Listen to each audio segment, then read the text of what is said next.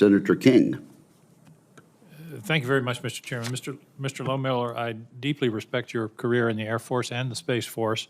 But to follow up on Senator Tuberville's question, my concern is that the Air Force, and particularly your position, is going to be responsible for 2/3 of the modernization of the nuclear triad, and the Sentinel piece is looking like the most consequential civil works project that the Pentagon, or perhaps in this whole country, has ever undertaken. It's already in the Nunn-McCurdy breach. So I'm not satisfied with saying you're data-driven and you're going to hire good people. My concern is, I mean, you're the boss, and you would be if you're confirmed. And I'm just uncomfortable. I'm not talking about past tweets or books or anything else. I'm talking about the future, and that is the management of probably the most complex and important defense project that's ever been undertaken by the Pentagon. Try to reassure me. I mean, a great center fielder for the Red Sox is not necessarily qualified to be general manager, and your service is important, but we're talking about these critically important acquisitions projects that are intensely managerial. Try to reassure me if you can. Well, thank you, Senator. I agree with your concern. I share your concern for the criticality of the Sentinel program, concern over the Nunn-McCurdy breach it's experienced. Modernization of the nuclear enterprise is, of course, a priority of mine. So here's the way in which I can try and reassure you, as I have throughout the rest of the hearing. I've been entrusted throughout my entire career with both leadership of men and women in uniform, as well as being entrusted with safeguarding and employing exceptionally exquisite and expensive weapon systems, both in the Air Force and the F-15C, and in the space-based infrared system, the space-based missile warning architecture, an $18 billion architecture. I've worked with acquirers, program managers in that process.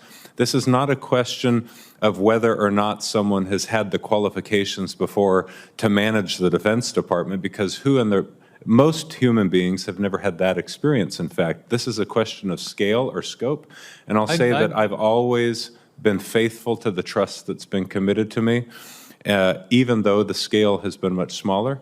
And I'll say humbly that I believe I'm up to this challenge. I'm well qualified for this job. I'm air-minded and space-minded, and I understand very well the threats, especially that we face from our peer competitor in China. And so thank you. That's my best attempt to say, Senator, I'm grateful for the opportunity, but I'm also humbled by it and very concerned about it as well. And I look forward, if confirmed, to doing my utmost, very best to manage those very serious programs. I appreciate that.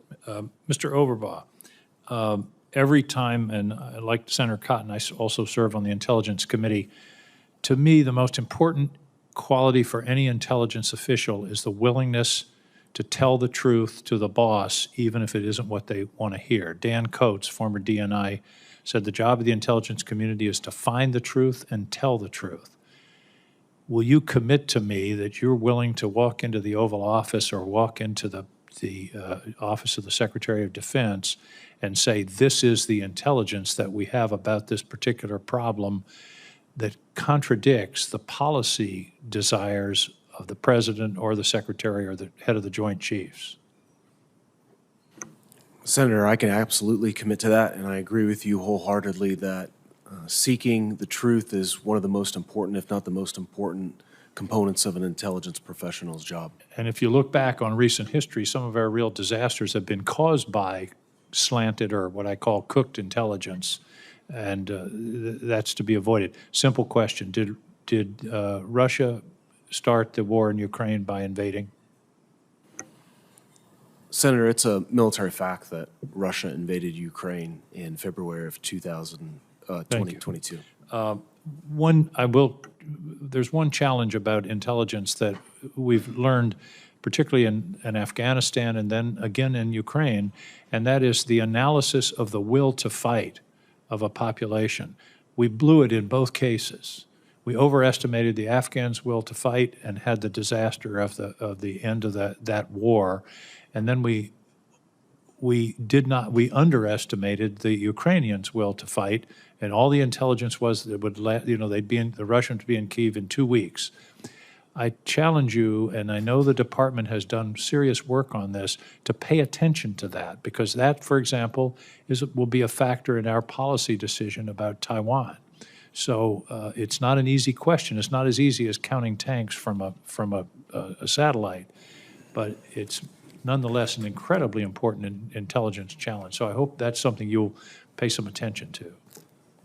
Senator, I will, and I apologize, I see that we're over time, but I do want to address this, and I mentioned it in my opening statement about the importance of evaluating and questioning the assumptions that we use to make the assessments that we make, and examining the frameworks to determine how much they are maybe influenced by personal bias or bureaucratic bias, political influence, or any other type of interference which would inhibit our ability to provide our decision makers with the very best picture of adversarial threat, to include, which I personally think is one of the most important components of enemy capability, is will to fight.